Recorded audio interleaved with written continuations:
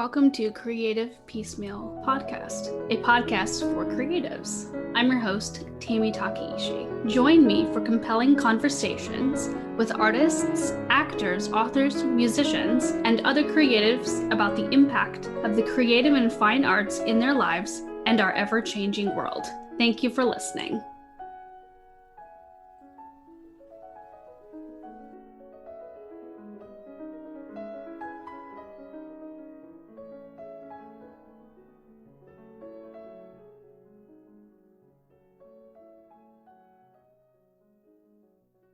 Hello and welcome to Creative Piecemeal. I'm your host, Tammy, and today I am joined by Heather Hutchison. She is an Amazon best-selling author of Holding On by Letting Go, a memoir, and an award-winning singer-songwriter with 4 albums released to date. She's a very talented pianist, and if you happen to follow her Instagram, she has some really awesome videos and content about life as a musician and life as a person with visual impairments. I'm a huge fan of hers and I'm absolutely delighted to welcome her on the show.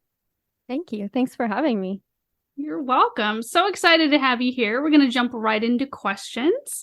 So the first one today, who or what inspired you to become a musician and an author?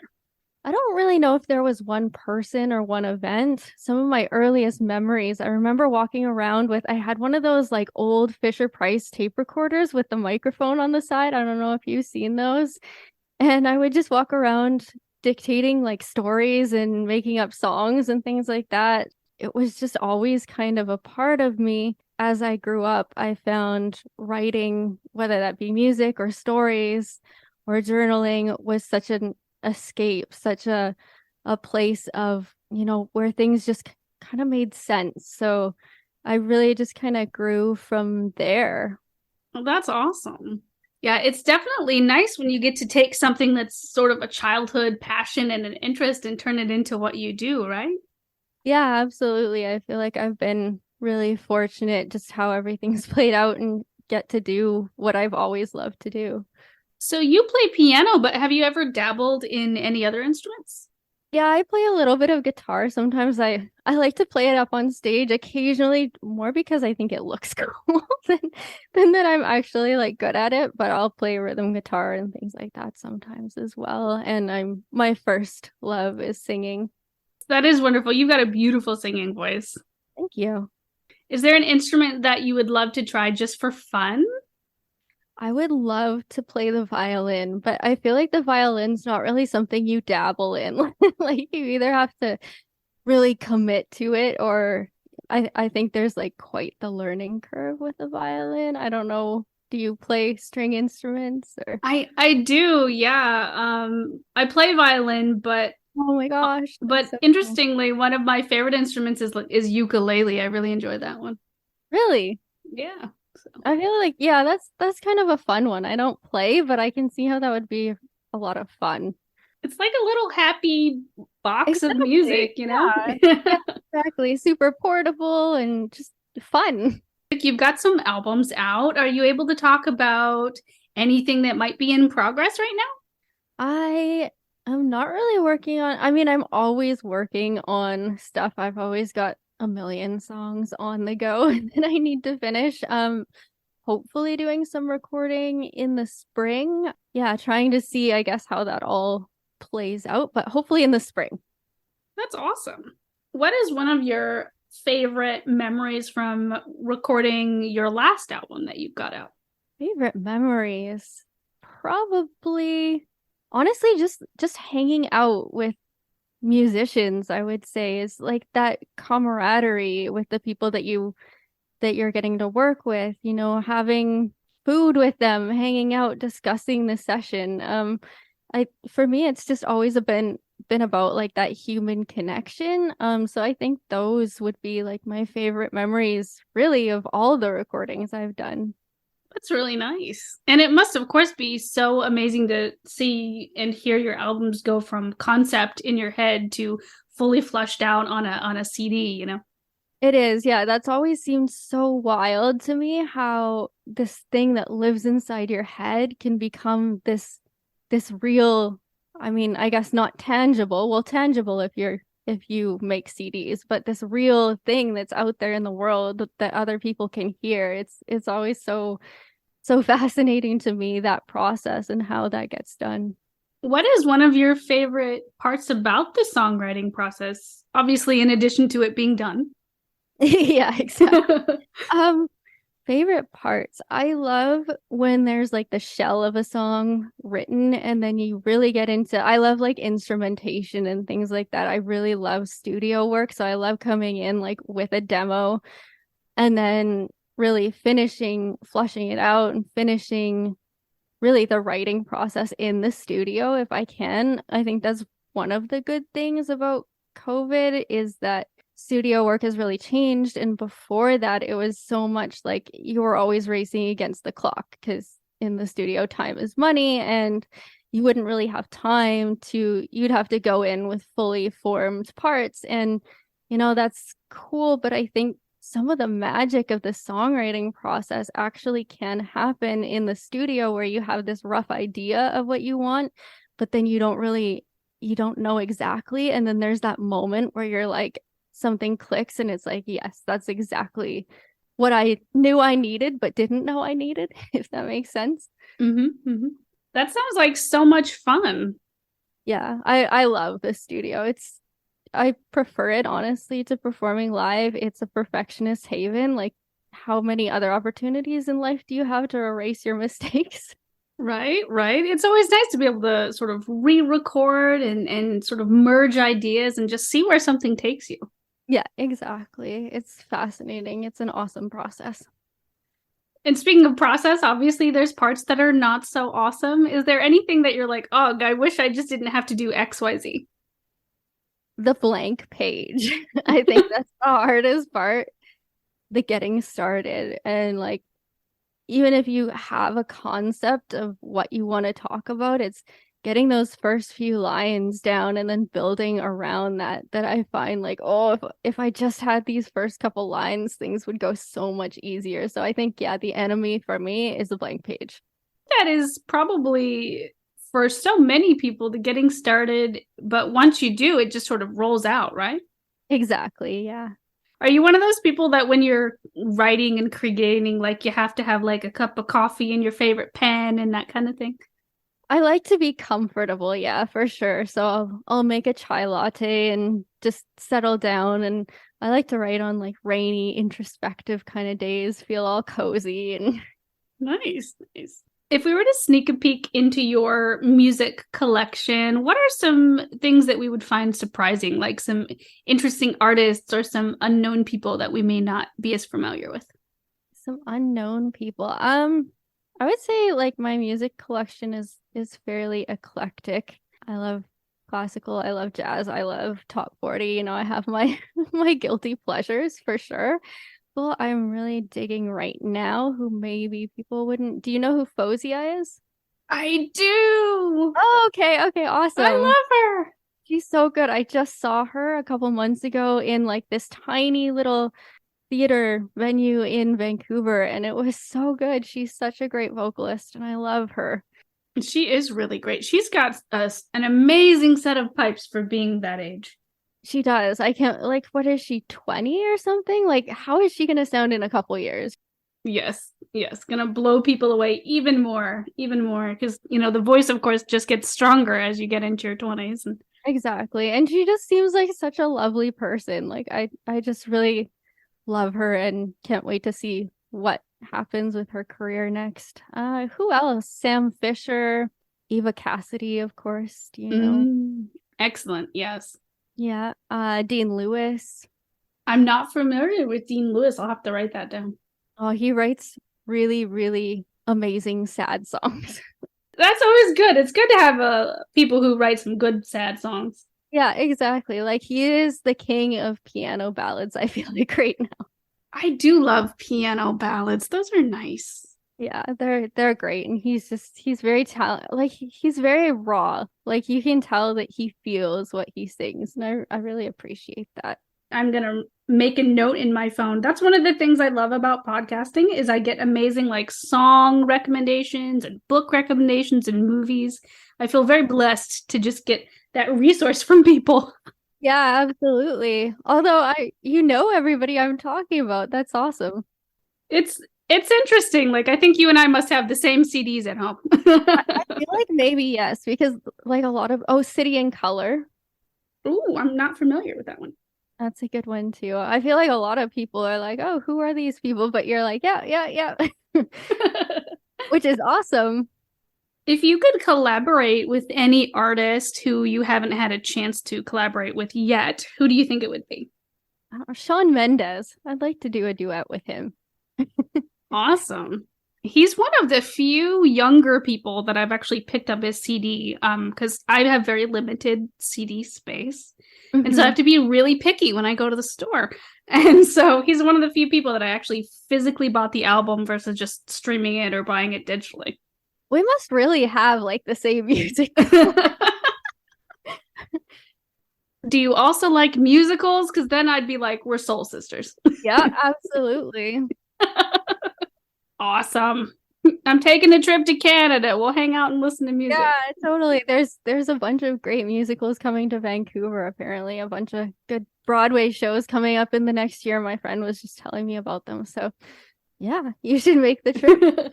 That's great. Do you have a favorite musical, like one that you like to sing along to more than others? That's hard. I don't know. I love like the classicals, like even like Beauty and the Beast and stuff like that. Like just so good. Yeah. Les Mis, Oh, yes. Always good. Miss Saigon. Yeah, I couldn't pick just one. There are a lot of I know. That's always a tough question. it. Asking favorites. It's like, what? And it depends on the production too. Like sometimes you'll see a really good production of one thing and then you like it even more because you have that memory tied to like, oh, it was just like they did such an amazing job of it. So I think it's really interesting how they're going back and remaking musicals for the big screen or even creating new musicals like The Greatest Showman. Yes, that's an awesome one too that I forgot about. But yes, I totally agree. You've written a book for those listeners who aren't very familiar. Would you be able to sort of give a brief synopsis and how you came to writing it? For sure. So, Holding On by Letting Go is a memoir of my life as a blind person in Canada and Latin America. And then there's kind of the parallel theme to that of my struggles with my mental health throughout my life, which ultimately culminated in being hospitalized for psychiatric care during the COVID-19 pandemic. And really like what that was like. So I try and give people, because there's a lot of fear, I think, around blindness and around inpatient psychiatric care. So I try and kind of like pull back the veil on what those two things are like, because I think when we fear things less, they are easier to accept. That's excellent. And I'm looking forward to reading it. I have not had a chance to do that yet, but it is on my list to do because I think it's so important to learn more about an own voice's story. And, you know, there's so much, even in my personal profession as a music therapist, that I would love to glean from reading your story and getting to know more of how I can learn from that and then bring that back to service the community. Yeah, absolutely. I think the more that we learn about differences, the more we realize how similar we really all are. Mm-hmm. Are you interested in writing any other books? Sometimes I think it might be fun to write fiction. I really love reading like psychological thrillers, so maybe something like that would be kind of fun. I have no immediate plans to do that, but it's definitely something I think about. That's really neat. Yeah, we'll see. We'll see if it happens one day. Yeah, you never know. You never know. I never thought I'd be writing a memoir either, so you really do never know. What is a piece of creative advice that you ignore and one that you always follow?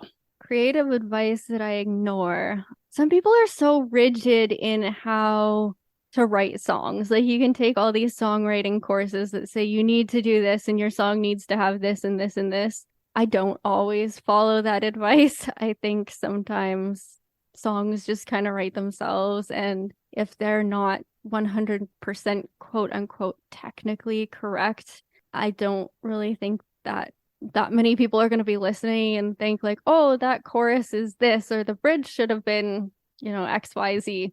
Hmm. What was the second part? Something that I always do take into consideration? Yes, one that you always follow. Probably to write what I know, write what feels authentic, write what feels true, write from experience because that experience translates into emotion and people pick up on that. When you are writing a new song, what generally comes first? Is it the melody or the lyrics or? I would say every song's a little bit different. Probably more often than not, I would say the lyrics come first because I don't know why, but I often end up writing songs when I'm traveling. So I won't have an instrument even to work with. So I'll just write down lyrics and sort of have a melody in my head until I can get back home and sit down at the piano or grab a guitar or whatever.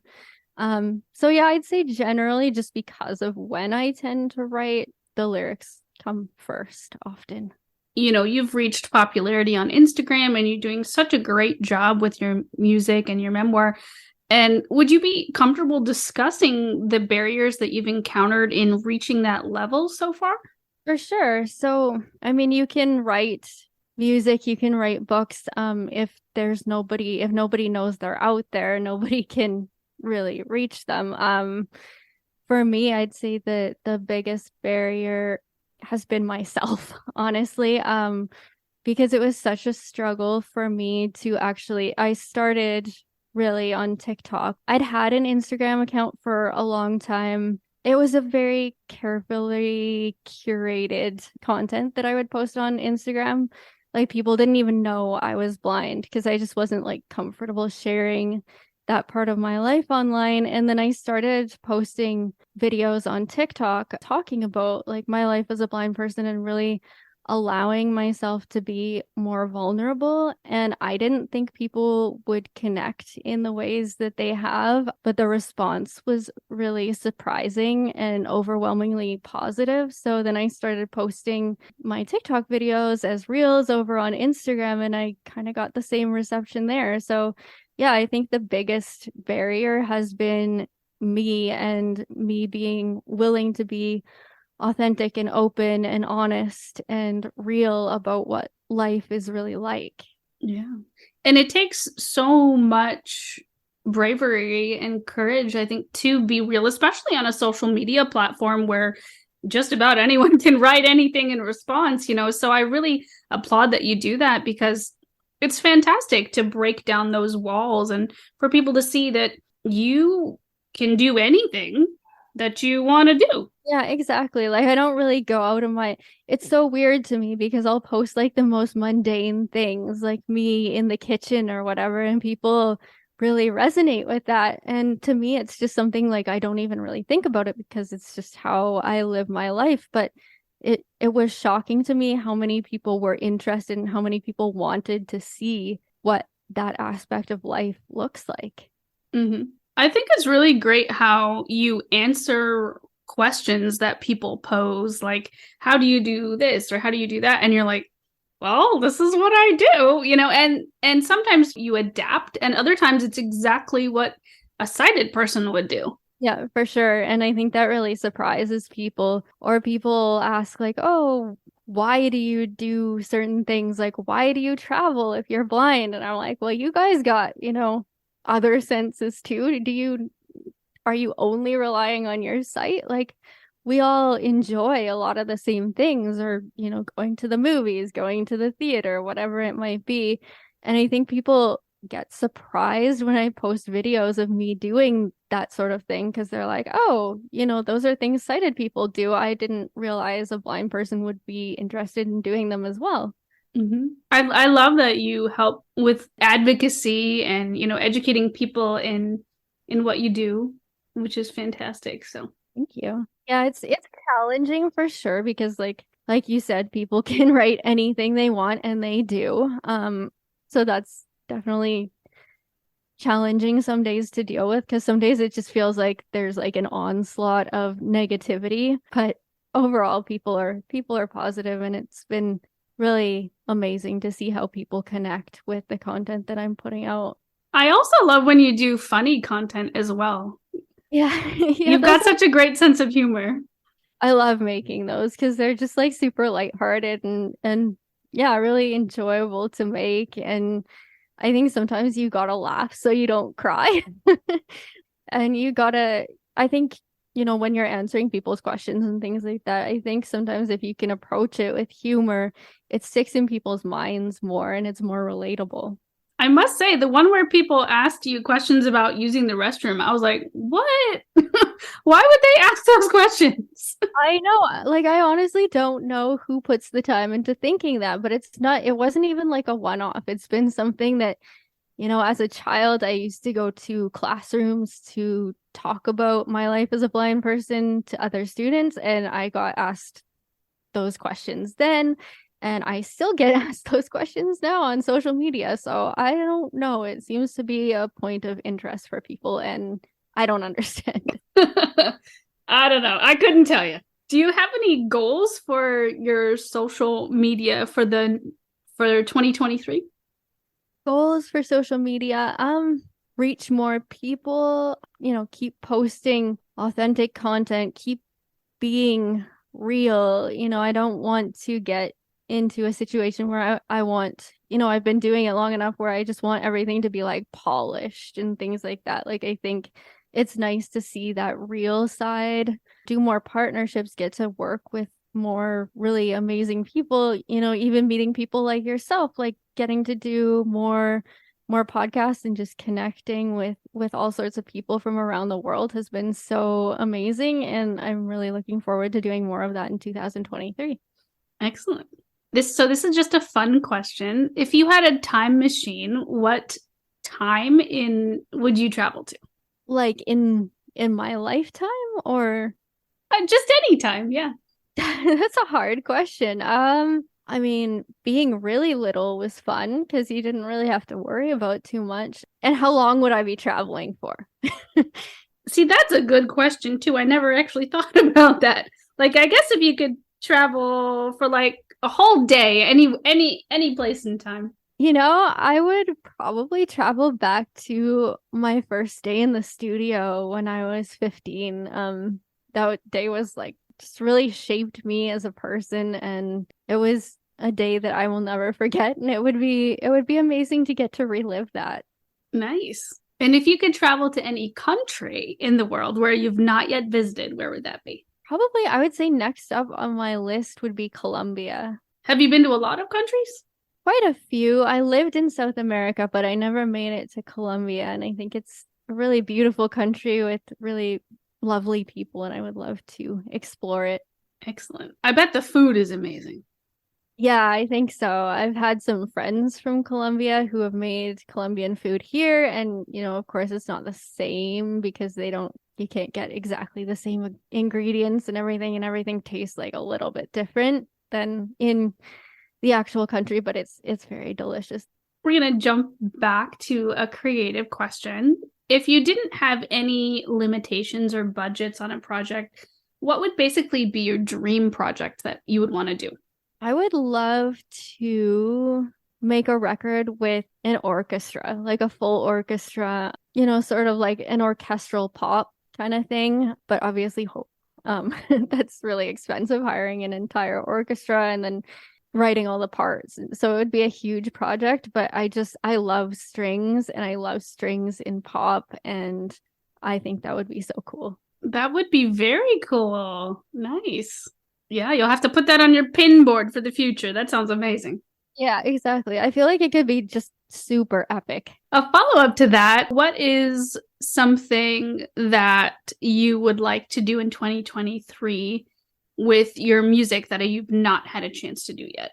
I would love to put together a tour that's not only focused on music, but a tour that really focuses on mental health and how the arts can influence mental health.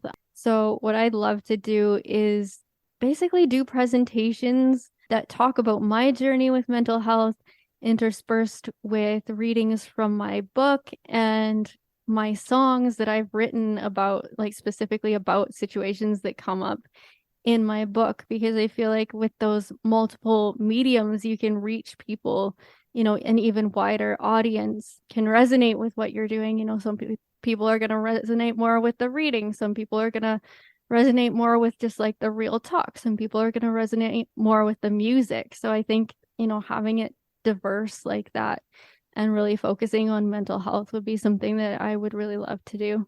That sounds fantastic. On the topic of mental health, self-care is obviously becoming more prominent. How would you say music factors into your own self-care?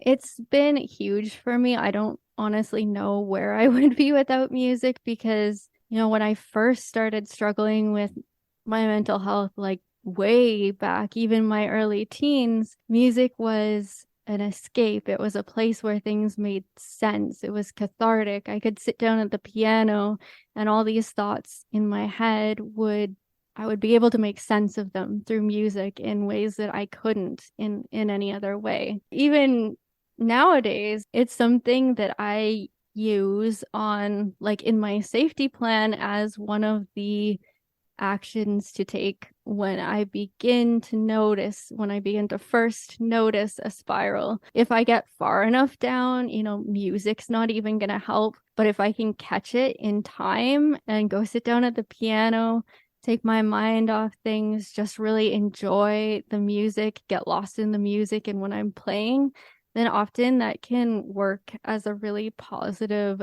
distraction to prevent me from spiraling further. If you don't mind me asking, what do you feel is one of the most common misconceptions that people have about you, whether it's as a musician or as a person who is blind? And, do you find it frustrating? Like, do you feel like you've been able to combat those misconceptions? I would say it's probably more people's misconceptions of me as a blind person. There's a lot of misconceptions still out there, like even in the comments in my videos. I often am surprised at some of the things that people still believe, honestly. There's so many misconceptions about what I am and am not able to do. And the fact that so many people still see blind people as incapable is really frustrating to me. And so I do what I can to combat that, in my videos, in my advocacy work, but it's hard. There are days where it just feels like an uphill battle and it doesn't feel like we're getting anywhere. I think we are getting places and people are learning and people want to learn and people want to do better, but it definitely gets frustrating. And I thank you for your work. I mean, I think it's wonderful, like I've said before, that you're advocating and you're doing it both not only through your music and your honest storytelling, but also in lighthearted ways, ways to just sort of get people to realize that, that there's really not that many differences. Thank you. Yeah, exactly. I think the more we learn about people, the more we realize that people are just people. Mm-hmm. So we're going to shift a little bit to some fun questions. And if you had intro music or a theme song to your life, what song would that be? Chariots of Fire, because if you add of Fire to like any scene, it just makes it epic. I love that. It's true. It could be even like to just eating some cereal or something, and then it's like just epic cereal eating. Yeah, exactly. I remember making a video with a friend. We were doing a lawn tractor race, which like doesn't sound that epic, but then all of a sudden you put Chariots of Fire to that video and it's like it just like up levels it 100%. Nice. You are based in Canada. If someone was to visit your part of the country, what top 3 meals or even restaurants would you recommend? Oh man, that's hard. Canadian food is like weird because there's not a ton of food that's like completely Canadian. I mean, poutine is obviously a big one. People either love it or hate it. Everyone's like very divided, but definitely worth trying to see if you love it or hate it. In terms of like actual restaurants, we have some amazing sushi restaurants. You know, we're on the West Coast, so fish is a big thing. We have a couple really good burger places, honestly, that are like family owned, cute little burger joints that like I really enjoy. I realize it's not super cultural or anything, but I think they're worth checking out. That sounds good. You can't ever really go wrong with a good burger, right? No, exactly. I was gonna say Red Robin, but I know like they have those everywhere. So, but nothing beats a Red Robin burger. I don't think. I like how they have endless French fries. Oh, and their fries are so good. I like to eat. I don't really care what it is, as long as I don't have to make it. Yes, I agree there. Yep. It's always nice when someone else is making the meals. It is. Like, I don't know if this happens to you, but sometimes when I'm cooking, I find cooking really stressful. I don't enjoy it. And like I'll start hungry, and then by the time I'm done, I'm like so stressed out that I'm like, I don't even want this food anymore. Cooking is not my forte at all. But it's not just me. Yes. But speaking of cooking, Uh-oh. right? Uh-oh. If you were stranded on a desert island and you could only have one food, one beverage, one book, and one music album, what would it be? Okay. One food would have to be sushi for sure. One beverage, Coke. One book. Oh, that is impossible. I don't, maybe like Tuesdays with Maury or something like that, because I just feel like it's really, there's like a lot of good life lessons in that book. Or maybe some psychological thriller to take my mind off the fact that I'm stranded on an island. I don't know. One music album. I don't even know. I know it's so tough. No idea. Like, is everything like I always think in terms of Spotify playlists now. So I'm like, well, I'd just bring my Spotify playlist. I don't know, maybe like something from Ella Fitzgerald. That would be nice. Nice and soothing, a little jazz music with the beach waves in the background, right? Exactly. Like I feel like it would just be good. Like it's very timeless. Like if I picked something from today, I might be sick of it. Well, I guess how long am I stranded on this? You bring up some very good questions here. Like how long are we time traveling and how long am I stranded? Like, do I have to is this the only album I'm gonna listen to for the rest of my life? Is this the only book I'm gonna read for the rest of my life? Like these are important questions. I don't know. It's right. It's like, when is the plane going to come to rescue you so you can listen to other music? Exactly. I've never quantified it before. I might have to do that in the future. Maybe it's just me. Maybe I'm like way over analyzing these questions. It's all good. I love it. I love that creative analytical aspect that you bring to it. So no more island questions. I actually live on an island, but I'm not stranded on it as far as I know. So Oh, that's neat. So do you get to the beach at all then? oh yeah, like summers we pretty much live at the beach here. Obviously pretty surrounded, so we have like a lot of really nice lakes as well as the ocean. So yeah, we spend like most of the summer just in our bathing suits hanging out. It's pretty awesome. I like everybody's like, "Oh, why don't you travel in the summer?" And I'm like, there's just nowhere I would rather travel to in the summer. That sounds so soothing.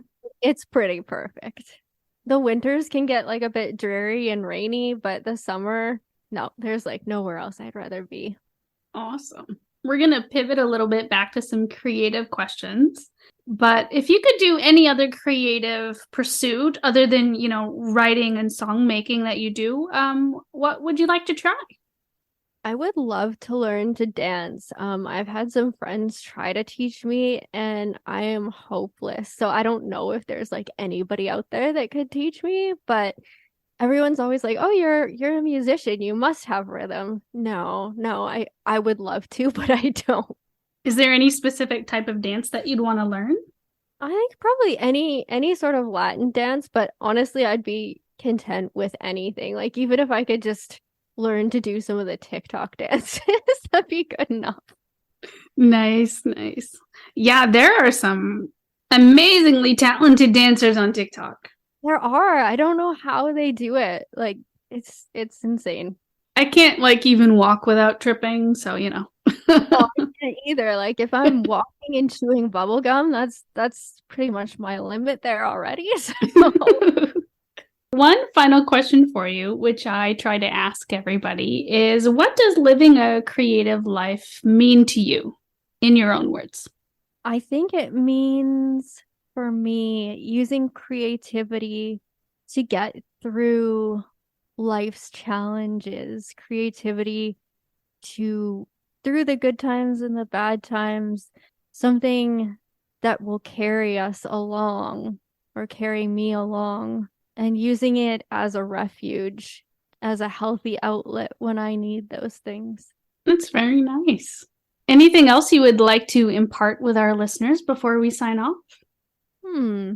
I guess maybe on the mental health side of things, and maybe this is like a little bit on the serious side, but I can't sit here and tell you what the answers are, but I can tell you that there will come a moment where you will feel such profound joy, and you'll stop in that moment and you'll think to yourself, I would have missed this if I didn't hang on. So whatever you're going through right now, hang on, because you will have that moment and it is worth it. Heather, that's a fantastic thought to share with everyone and very beautiful and poignant. Thank you. Thank you. Listeners, please check the show notes for Heather's full bio, as well as links to purchase her albums and her book, and links for social media so you can keep up with all of her amazing piano and other adventures. As always, thanks for listening. Thanks for listening to the podcast. Like the show? Have a question? Stop by the Facebook and Instagram pages. Links are in the show notes, or search for Creative Piecemeal Podcast on social media and click follow for all the latest.